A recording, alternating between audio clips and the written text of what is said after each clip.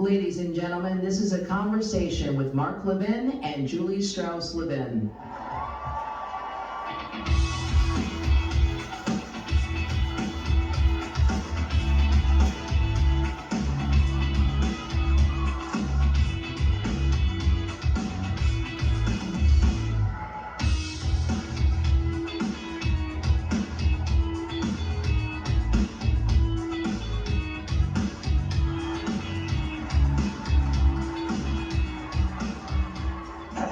Hello, CPAC. How is everybody? Well, It's so great to be here. I want to thank you for not wearing your masks. And I want to thank you for wearing your pants. So there we are. Isn't she beautiful? Come on. Well, we are so happy to be here. We haven't been here since January 2020. And I will tell you, it is a very different world. In January 2020, we had an America First, amazing president by the name of Trump. And today, we have a weak America Last president by the name of Biden. We have gone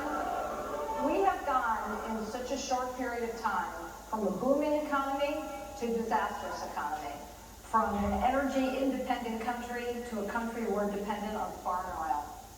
We have gone from faith and family being uttered in our households and proudly in our street corners to it being shunned in lieu of equity and mandates and lockdowns. Opportunity and optimism are no longer words that are at all heralded by this administration. We're in a situation where ISIS was decimated and now we embrace the Taliban. There are so many disastrous things that have happened and are happening every single day in this country, but I want to jump into a topic that is crucial for you to talk about, because while we're here and having a really good time and we love our conservative brothers and sisters, there's something horrible going on, 5, 6, 7,000 miles away. Why should we care about the Ukraine? Well, if people don't know why we should care about the Ukraine by now, then they're Helen Keller. All you have to do is see what the Russians are doing. All you have to do is see the border countries, Romania, Hungary, Latvia, Lithuania, Estonia, Poland. These are real countries. They're part of the alliance, the American alliance. And these are countries that have been conquered before by Hitler and Stalin. And Putin, if anybody read what he wrote last summer, 5,000-page rambling essay, he's looking well beyond Ukraine. He's looking well beyond those countries. He's not even talking about the Soviet Empire. He's talking about the old Russian Empire. This is a desperate man who will do desperate things. He's a killer. And I want you great American patriots to know something. I am proud of constitutional conservatism. I am proud of the great Ronald Reagan. I am proud of the great Donald Trump.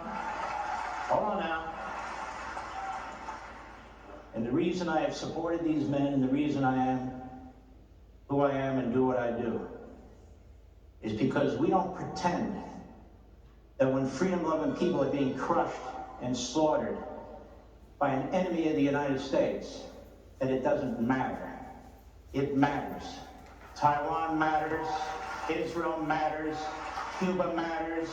Venezuela matters. Ukraine matters.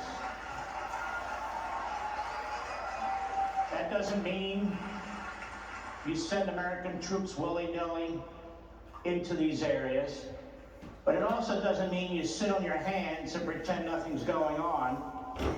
These people want to live and they want to fight. They should have arms to kill as many of these bastards as they possibly can.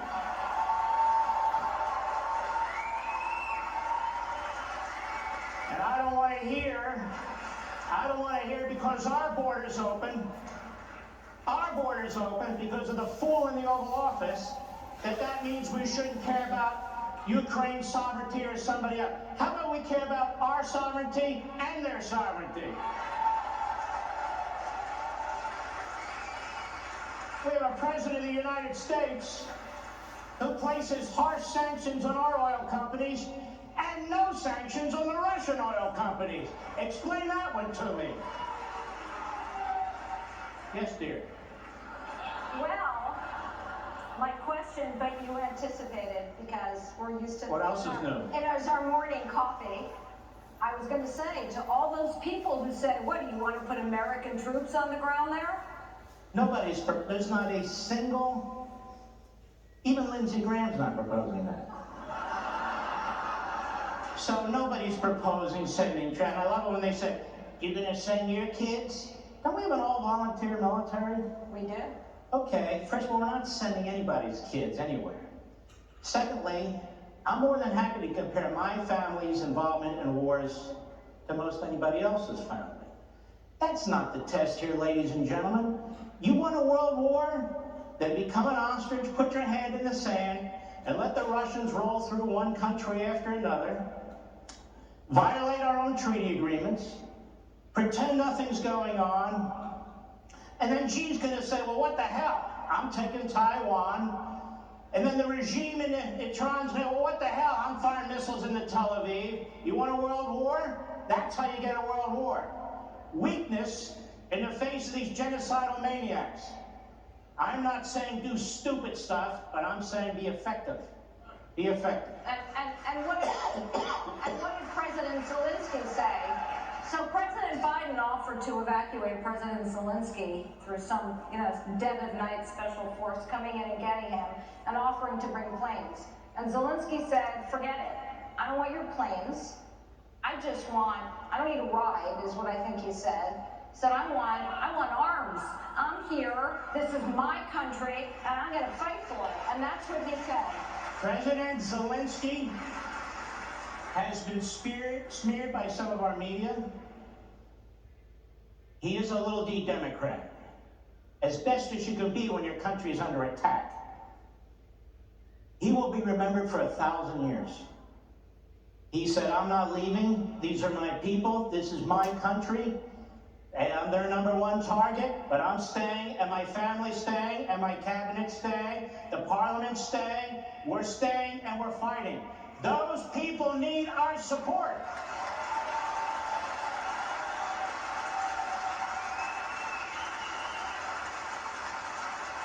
And I am well aware that Russia has nuclear weapons.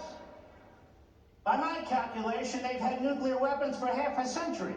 And which country no longer has nuclear weapons? Ukraine, because they surrendered them at the behest of Clinton, the Brits, and Russia. But that said, the idea that if somebody has nuclear weapons that they can do whatever they want, then we're in big trouble. Because Biden's basically giving nuclear weapons to the Iranians. North Korea has nuclear weapons. Pakistan has nuclear weapons. So what, they're all going to blackmail us? No. They need to fear us. They need to respect us. We shouldn't have a flat military budget when the enemies are rising all around us because of this doofus in the Oval Office.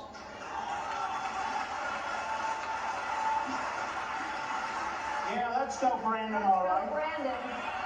Let's go, Brandon.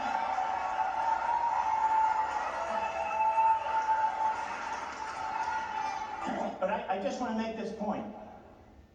Donald Trump's foreign policy is totally misunderstood. He built up the United States military. He secured our border. He pressured NATO to spend more money on their defenses. NATO was stronger when he left than when he came into office. He didn't shut down our foreign bases all over the world. He wanted our enemies to second guess him. He wanted our enemies to fear him. When they stepped out of line, whether it's Soleimani or anybody else, the Syrians, he hit them. He hit them. He didn't create World War III. He wasn't looking for a fight. He's one of the least war-hungry presidents we've ever had. But he has common sense. And he understood. He once told me, funny, but probably not anymore. once told me, we're not losing Taiwan on my watch, I can tell you that. In other words, the President of the United States, the commander of our forces, the leader of the free world, was not going to allow China, Russia, Iran, or anybody else take any allies or take more than what was theirs. So he was not an appeaser, he was not a pacifist, he was a realist. No, he was a very sober thinker.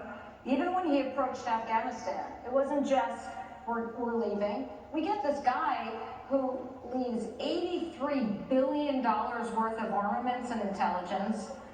Our servicemen, God bless their hearts and souls, we lost lives there. There were, what, like 9,000 Americans? There's still 9,000 Americans there. Like, nobody talks about this? This is what Biden did. He is more concerned with the military teaching critical race theory than building up our military. I just want to say, CPAC, it's called the Conservative Political Action Committee, not the McGovern Political Action Committee. We don't embrace George McGovern's foreign policy, no matter whose mouth it's coming out of. Conservative Political Action Committee, not populist political action committee, not nationalist political action committee. But why does this matter? Your Declaration of Independence is not about populism, and it's not about nationalism. It's about Americanism. Americanism is unique. It's about unalienable rights. Given by whom? The voters? Given by a majority of voters? God. Given by God Almighty. This nation was founded on Judeo-Christian principles. It wasn't founded on mob rule and the majority wins all the time. What if the majority votes to disarm you? What if the majority votes to take your property away? What if the majority votes the Bill of Rights out of the Constitution? No, this isn't about populism. Populism is progressivism. Progressivism is American Marxism. That's the way it is. I'm not opposed to voting, for God's sakes. But look at your Constitution. Where's the direct election occur? House of Representatives. The original Constitution. That was it. The bicameral Congress, the other branch, was chosen by the state legislatures. The president and vice president are chosen by the Electoral College. The judges have lifetime appointments. Why? Because they feared the mob and they feared the iron fist of central power. They feared both, which is why your Declaration of Independence talks about unalienable rights, which is why Alexis de Tocqueville talked about this circle of liberty that surrounds each and every one of you. That no government, whether it's a democracy or an autocracy, has the right to touch. Period. We believe in many respects in individual sovereignty.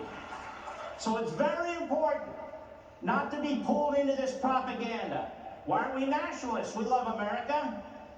We love America because it's America, not because we're nationalists. I mean, the Russians are nationalists. The Chinese are nationalists. America first is about Americanism first. It's about our principles first. That's what it's about. We are a federal republic. We're not a national centralized government. That's who we are.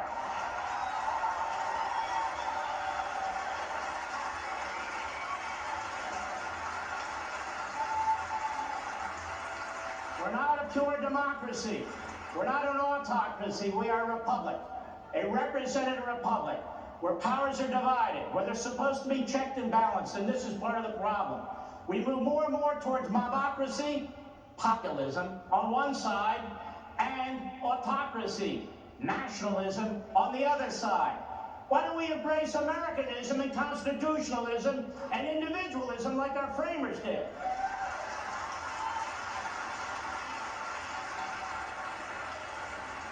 Any more? Yeah, for sure. There's always more. Got a lot of questions. Lots of things to talk about. You used the term American Marxism before. You stole my thunder. I love that phrase. You know, when you look at what Biden, Harris, Biden, whatever, they're interchangeable, what they have done in their attempt to literally decimate the Constitution and our constitutional republic.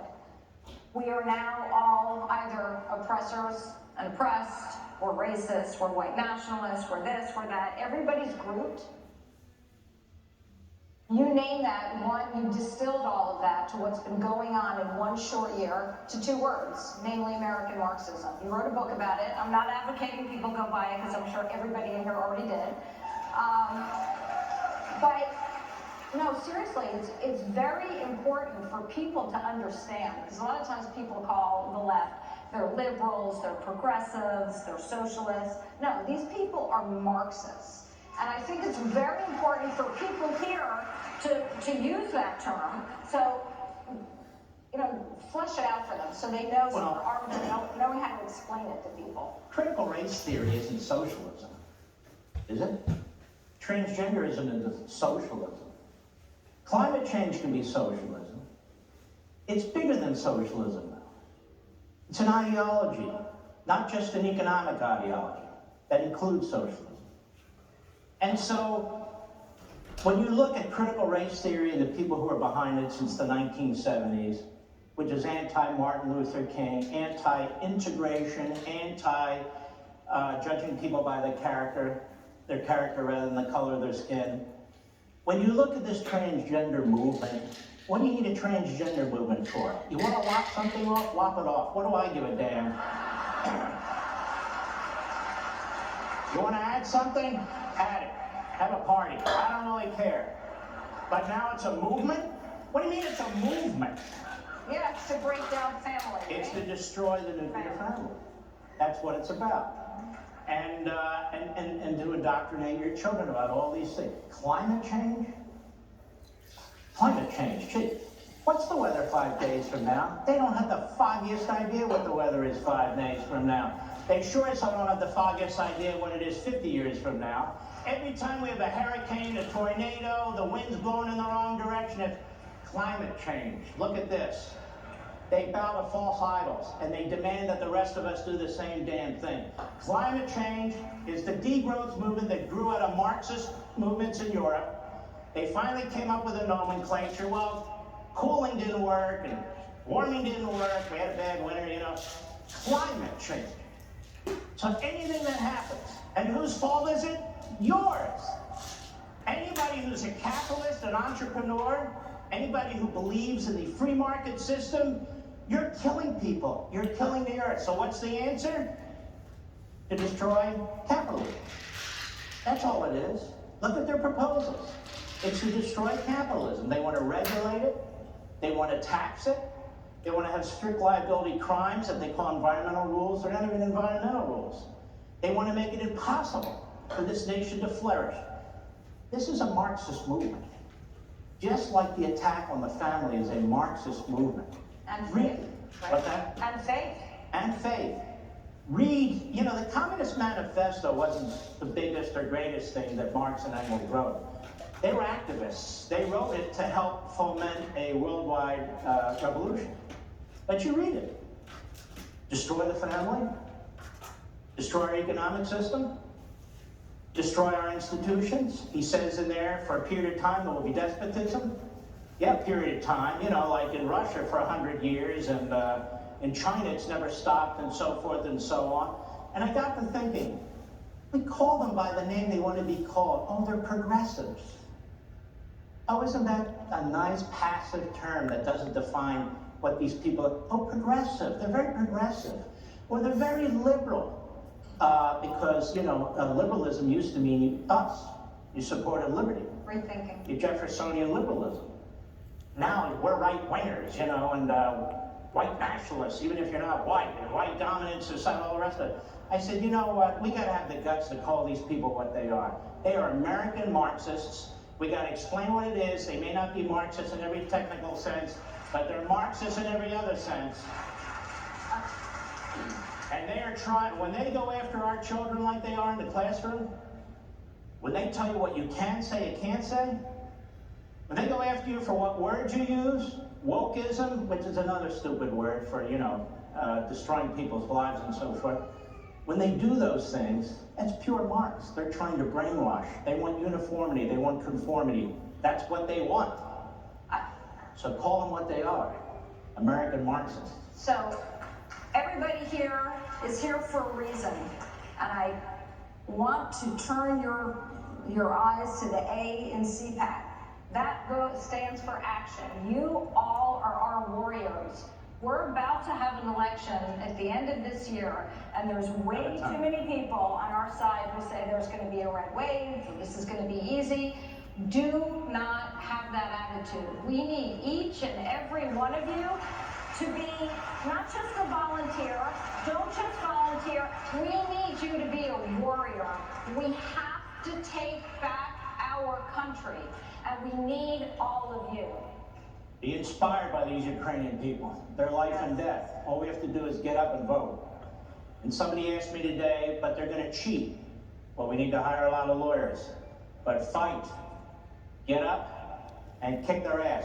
And I want to thank you. I want to thank you very much. Our time is up.